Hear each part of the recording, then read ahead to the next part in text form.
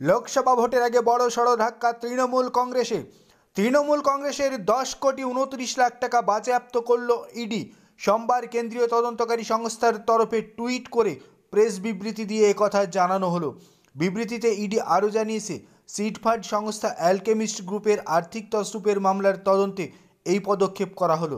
10,29,00,000 টাকার একটি demand draft বাজেয়াপ্ত করা হলো।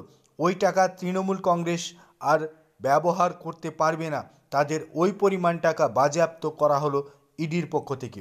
সামনেই লোকসভা নির্বাচন, তার ঠিক আগে অ্যালকেমিস্ট গ্রুপের বিরুদ্ধে মামলার তদন্তে ইডির এই পদক্ষেপ স্বাভাবিকভাবেই অস্বস্তি বাড়ালো শাসক শিবিরের।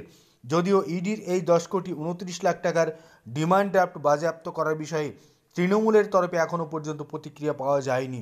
এনফোর্সমেন্ট ডিরেক্টরেটের তরফে প্রেস বিবৃতিতে আরও দাবি করা হয়েছে, বিনিয়োগকারীদের থেকে 1800 কোটি টাকারও বেশি অঙ্কের অর্থ তুলেছিল alchemist group, alchemist holdings limited এবং অ্যালকেমিস্ট টাউনশিপ ইন্ডিয়া লিমিটেডের।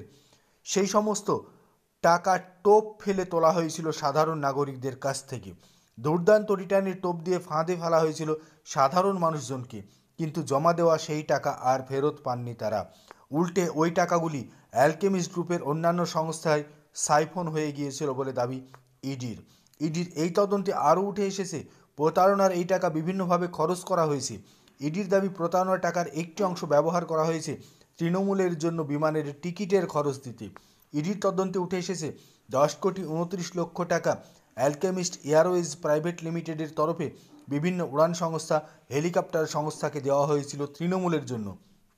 ইডির তরফে আরও দাবি করা হয়েছে, 2014 সালের লোকসভা ভোটের সময় একাধিক তৃণমূল তারকা প্রচারকের প্রচার করার সময় এই সমস্ত হেলিকপ্টারগুলি ব্যবহার করেছিলেন।